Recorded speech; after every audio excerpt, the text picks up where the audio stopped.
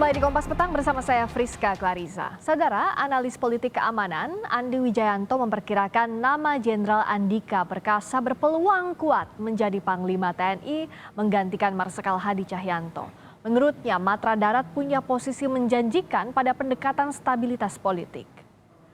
Dua skenario bisa dipakai Presiden Joko Widodo dalam menentukan Panglima baru TNI demi menjamin stabilitas politik menuju pemilu serentak 2024. Selain nama Kepala Staf Angkatan Darat Jenderal Andika Perkasa, sosok Kepala Staf Angkatan Laut Laksamana Yudo Margono turut menjadi kandidat kuat Panglima TNI.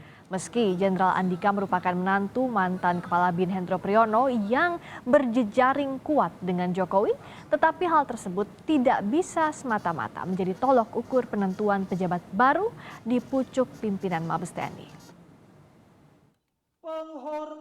Andika yang memang mantunya Pak Hendro Priyono ya pasti akan mendapatkan pertimbangan-pertimbangan khusus karena jejaring tersebut, maka Pak Andika akan diangkat sebagai Panglima TNI tahun ini menggantikan Pak Hadi.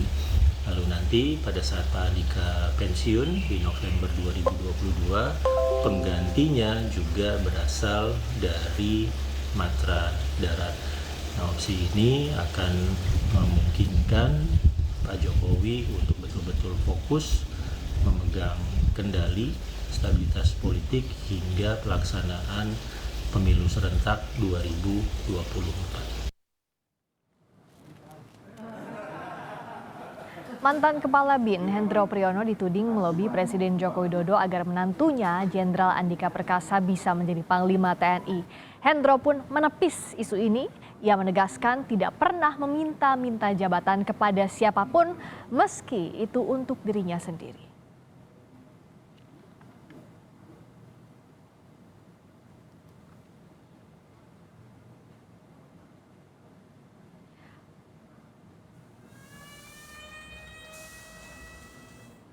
Saya tidak bicara dan tidak pernah bicara tentang hal yang demikian itu. Saya tidak pernah begitu hina mau nyosor meminta-minta jabatan.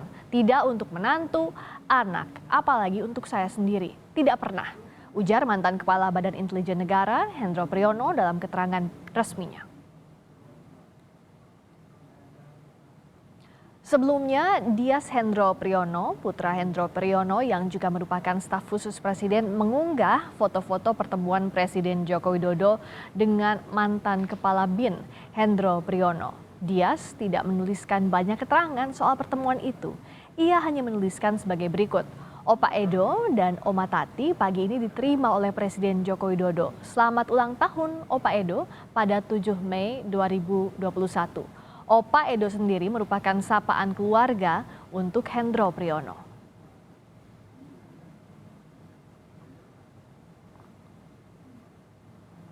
Saudara, nama calon pengganti Panglima TNI terus menjadi sorotan. Benarkah ada manuver di tengah munculnya nama Kasat dan Kasal yang berpeluang dipilih Presiden Jokowi?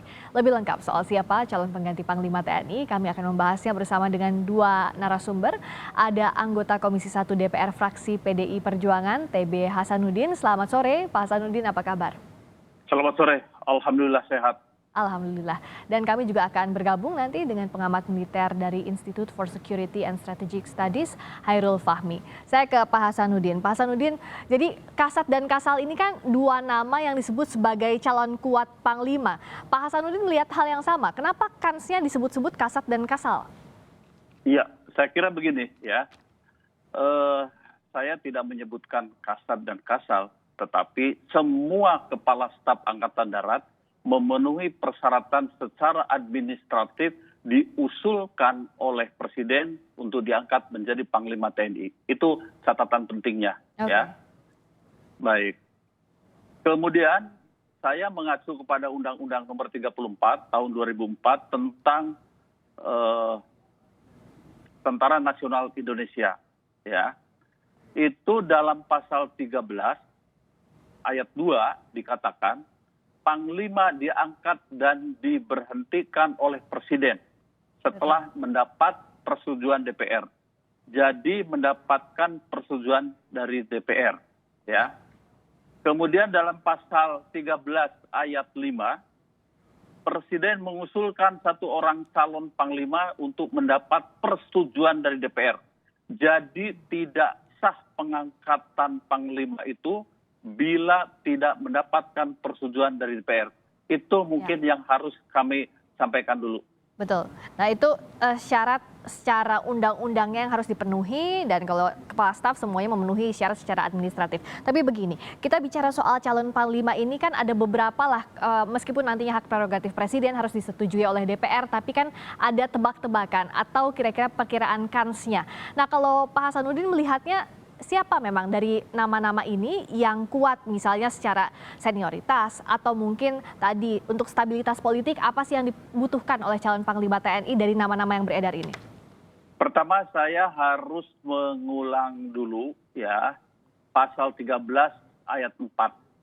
Panglima dapat, saya ulangi lagi, dapat, bukan harus ya, dapat dijabat secara bergantian. Artinya setelah darat boleh darat lagi, setelah laut boleh laut lagi, setelah udara boleh udara lagi.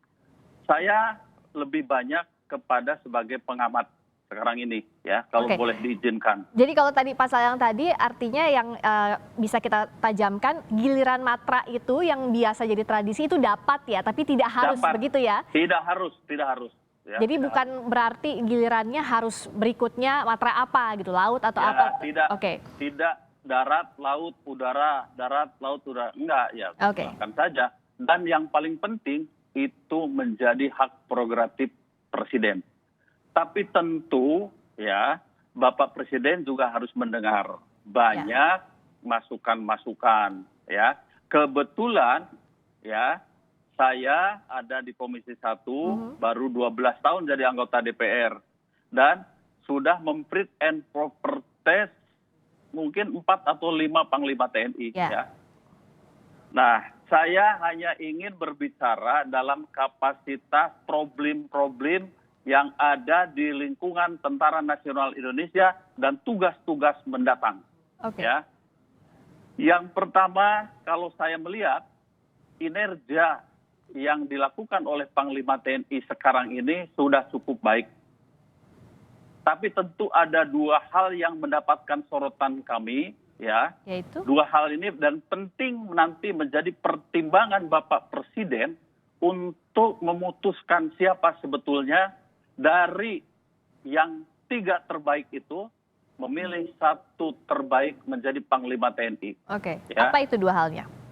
Satu, yang pertama adalah kami lihat dalam 2-3 tahun ya terakhir ini perkelahian antara TNI Polri itu eskalasinya terus meningkat. Ya. Baik. Dan dengan segala hormat mayoritas pelakunya itu adalah dari prajurit TNI Angkatan Darat. Ya. Baik. Sehingga saya sebagai mantan prajurit harus mengatakan ini butuh sebuah leadership yang cukup kuat, mampu berbicara head to head kepada seluruh prajurit quote and quote yang nakal itu, dan kalau menurut hemat saya yang mampu dan bisa melaksanakannya adalah perwira TNI Angkatan Darat juga. Mohon dengan segala hormat, bukan bukan saya karena saya mantan Angkatan Darat, tidak. Karena dulu pun saya mengusulkan ya itu adalah dari matra laut, matra udara. Saya mengusulkan ya. Nah, yang kedua ya, tentu kita melihat tentang progres ya, masalah-masalah operasi di wilayah Papua. Baik. Ya. Kita memerlukan sebuah operasi teritorial yang masif ya, menggunakan pendekatan teritorial tanpa harus menggunakan senjata, sehingga kasus di Papua tidak boleh ada lagi berdarah-darah. Jadi harus ada pendekatan kesejahteraan dengan melakukan operasi teritorial. Untuk itu kami butuh seorang panglima TNI yang jago, mampu, dan ahli. serta memiliki skill untuk operasi teritorial. Oke. Untuk operasi teritorial yang kemudian didukung dengan operasi intelijen. Oke. Saya berharap ke depan Panglima TNI ini mampu menyelesaikan Papua tanpa meneteskan darah. Itu yang ingin kami Nah, sampaikan. ini 2 poin tadi catatan dari Pak Hasanuddin, sudah bergabung juga Mas Hairul Fahmi. Mas Fahmi, apa kabar? Alhamdulillah baik. Alhamdulillah. Jadi kalau tadi catatannya Pak Hasanuddin ada 2 PR-nya, sinergi TNI Polri dan juga masalah di Papua. Untuk yang sinergi TNI Polri nampaknya matranya darat. Nah, kalau dari Mas Fahmi mengenai 2 poin ini apakah cenderung juga ke matra darat atau seperti apa? Ya, saya kira soal persoalan ya, misalnya soal apa tadi operasi. Sinergi TNI Polri dan juga Papua? Saya kira itu secara umum saya kira 3 kepala staf angkatan ini mampu kok. Ya.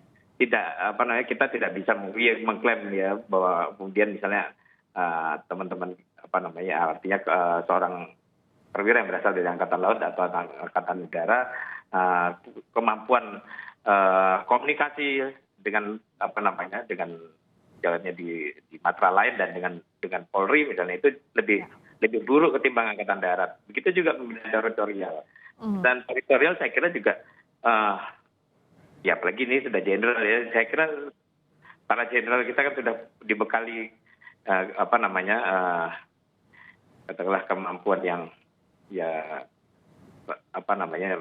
cukup memadai lah soal kemampuan soal pembinaan teritorial dan komunikasi sosial dan pembinaan teritorial ini sudah cukup memadai. Saya kira ini bukan soal yang spesifik harus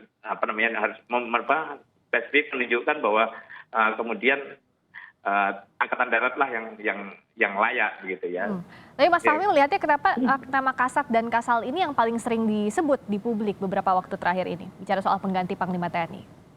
Ya, saya kira ini terkait dengan tadi ya, meski walaupun di undang-undang sendiri dikatakan dapat gitu ya. Iya. Dikatakan dapat. Nah, saya kira selain angkatan darat, faktanya angkatan-angkatan yang lain memang sampai hari ini belum pernah ya berulang begitu ya. Dan misalnya sekarang angkatan udara, besok angkatan udara lagi itu belum pernah. Tapi angkatan darat sudah beberapa kali. Ya artinya itulah yang kemudian membuat banyak pendapat yang melihat bahwa kemungkinan kuatnya ini adalah angkatan darat dan angkatan laut. Ya. Terlepas dari juga soal kalkulasi politik, kalkulasi yang lain juga ya, strategis yang lain gitu. Nah, ini menarik soal tadi relasi politik dan juga personal. Kalau dari Pak Hasanuddin, seberapa besar sih biasanya kansnya relasi secara politis juga personal ini memengaruhi calon panglima yang kuat?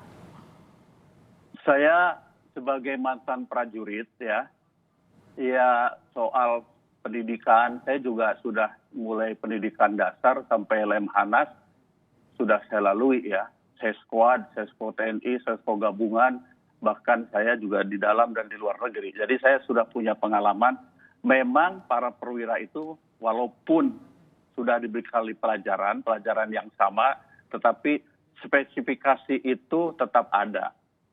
Ya, tetap ada. Jadi menurut pendapat saya beda lah ya.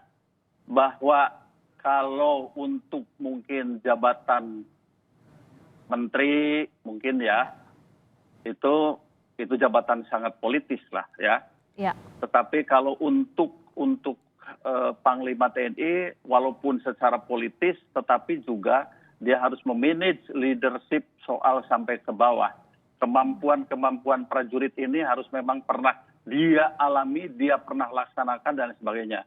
Karena situasi ya tingkat jatuhnya disiplin itu sekarang ini sangat tinggi. Ratusan prajurit TNI khususnya Angkatan Darat itu pernah desertir dan melarikan diri, hilang sampai sekarang tidak diketemukan lagi ya. Dan ini perlu dimanage ya. Iya. Secara baik ya oleh orang yang paham betul, oleh orang yang pernah menjadi komandan satuan paling bawah di TNI. Jadi saya bukan apa-apa. Buat saya tidak ada kepentingan, mungkin semua baik lah. Semua baik, semua mampu. Tetapi tentu ada hal yang memang menuntut situasi sekarang ini ya lain daripada yang lain. Itu mungkin yang ingin saya sampaikan. Nah, kalau dari Mas Fahmi soal kedekatan secara politis, kemampuan untuk bicara soal stabilitas politik ini seberapa penting sih untuk calon Panglima dan siapa kira-kira dari para calon ini yang punya kans lebih besar?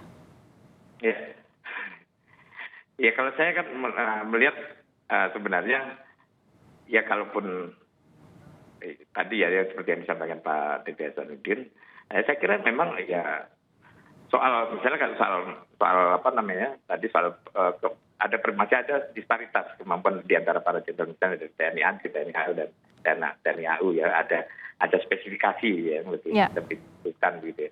Nah tapi kan ini kan kita tidak bicara soal ini hanya soal personal saja ya, tapi ini kemampuan soal leadership dan manajerial juga begitu kan, sehingga saya kira hal-hal yang masih menjadi masih menjadi kekurangan misalnya salah satu tentu bisa ditutupi oleh tim yang kuat dan solid begitu kan. Tim tim yang staf-staf yang mendukung itu lebih kuat dan solid, itu saya kira masih bisa ditutupi. Nah, tapi kalau dari kalau misalnya kita bicara soal kepala staf antara kepala staf ini kan kita lihat masa aktifnya yang paling pendek kan di sini adalah kepala staf Angkatan Darat yang sekarang ya. Nah, kalau misalnya dalam beberapa hari ke depan ada pergantian kepala staf Angkatan Darat, dan itu tentu saja dia juga akan punya hak ya punya hak untuk ikut juga dicalonkan sebagai Panglima TNI kan. Okay. Tapi saat ini kan Pak Andika ini kalau kita lihat masa aktifnya paling singkat ya. Dan saya kira dari sisi efektivitas kepemimpinan dan pengelolaan organisasi masa 1 tahunan ini saya kira apa sih yang bisa kita kita ekspektasikan gitu sehingga tadi kalau kita bicara Papua kita hanya beberapa bulan kemudian bisa tuntas gitu kan dengan kepemimpinan ini. Saya kira tidak lah, kita ini soal maraton lah ya, kalau soal Papua dan itu PR maraton bukan yang bisa diselesaikan dalam waktu singkat begitu ya Mas Fahmi? Ya, betul. Jadi sehingga menurut saya ya kalau kita ingin benar-benar ya mendesain agenda-agenda tadi ya saya kira ini perlu masa kepemimpinan yang lebih panjang itu ya. Okay. Terus kemudian kalau dari sisi politik saya kira kita juga sudah melihat beberapa presiden dalam pergantian, misalnya dalam pergantian Kapolri kemarin, bahwa ada keinginan untuk kebutuhan presiden untuk agar pembantu-pembantunya ini punya loyalitas tanpa reserve ya, terutama untuk katakanlah melancarkan agenda-agenda politik, agenda-agenda pembangunan ya. Itu kan. Tapi yang jelas kepemimpinan ini jadi kunci utama untuk calon Panglima nanti ya. Saya ke Pak Hasanuddin dulu. Ini kan jelang pergantian Panglima TNI ini ada sejumlah isu yang mencuat, bahkan terakhir misalnya terkait Kasat yang sudah diklarifikasi oleh Pak Hendro Priyono. Apa tanggapan Pak Hasanuddin soal ini? Saya kira tidak ada urusannya ya. Kami sebagai anggota DPR, sebagai mantan prajurit, ya kalau soal itu pengaruhnya lah. Kalau saya melihat bagaimana keadaan ke depan dan tugas-tugas apa yang harus kita kerjakan. Sehingga di sini harus the right man on the right place ya untuk kali ini. Kalau soal pensiun, ya saya kenal semuanya dan baik semuanya. Pak Andika itu Akmil 87 ya, lahir 21 Desember tahun 64. Pensiunnya itu 1 Januari 2023. Kemudian Pak Yudo itu ya AAL tahun 88. Lahir 26 November tahun 65. Ya. Pensiunnya 1 Desember ya tahun 2023. Nah, kemudian Kaso Papajar AU tahun 88. Ya. Lahir 9 April tahun 66 dan pensiunnya ya 1 Mei 2024. Ya, jadi kalau berbicara ya buat saya begini, Kalau mau ada mendorong si ini, ya enggak apa-apa silahkan. Tapi berilah publik itu ya alasan yang tepat. Oke, baik. Nah, kalau ini saya sudah memberikan alasan-alasan karena situasi disiplin prajurit yang menurun, kemudian tugas-tugas operasi teritorial yang akan kita kerjakan di sebuah daerah gitu. Dan kalau berbicara waktu, ya ini masih 1 Januari 2023, jadi masih ada baik. waktu. Jadi 1 tahun ya lebih lah. Oke. Gitu. Jadi yang ditunggu nanti kalau soal waktu itu bisa dilihat, tapi yang jelas kalau kita lihat dari calon-calon yang ada, siapapun itu memenuhi klarifikasi atau siapapun itu perlu didorong dan tergantung dari Pak Presiden Joko Widodo, begitu ya Pak ya? Betul, jadi begini ya, itu hak prerogatif Bapak Presiden. Tapi juga Bapak Presiden harus mendengarkan masukan-masukan ya, dan sesuai dengan tugas yang akan diberikan oleh Bapak Presiden untuk mengatasi masalah-masalah ini. Berulang kali Bapak Presiden mengatakan ya harus segera diselesaikan di masalah Papua. Juga disiplin para prajurit itu juga harus menjadi perhatian kita semua. Nah ini kan kalau Itu bicara yang soal kita pensiunnya sampaikan. Pak Hadi itu kan November ya Pak Hasanuddin ya. Apakah perlu dipercepat sebelum November ini pelantikannya untuk menuntaskan PR-PR tadi atau seperti apa? Meskipun itu nanti keputusannya dari Presiden, tapi kalau dari DPR melihatnya apakah butuh dalam waktu cepat sebelum selesai masa pensiunnya Pak Hadi? Begini ya, itu saya kira terserah Bapak Presiden ya, begitu. Tetapi di militer itu Pak Gatot itu ya berhenti sebagai Panglima TNI sebelum masuk pada masa pensiun. Oke. Dan banyak dan biasa itu ya. Oke. Jadi itu hal biasa ya, mau misalnya berhenti atau diganti sebelum masa pensiun itu bukan hal yang masalah begitu ya. Terima kasih. Dan tidak perlu dipermasalahkan. Oke. Dan kita tunggu siapa nanti the right man on the right place versinya Panglima tertinggi yakni Presiden Joko Widodo yang nanti akan diuji juga oleh DPR. Terima kasih atas waktunya Bapak-Bapak. Terima kasih Pak Hasanuddin, terima kasih Mas Fahmi atas waktunya di Kompas Petang. Selamat sore.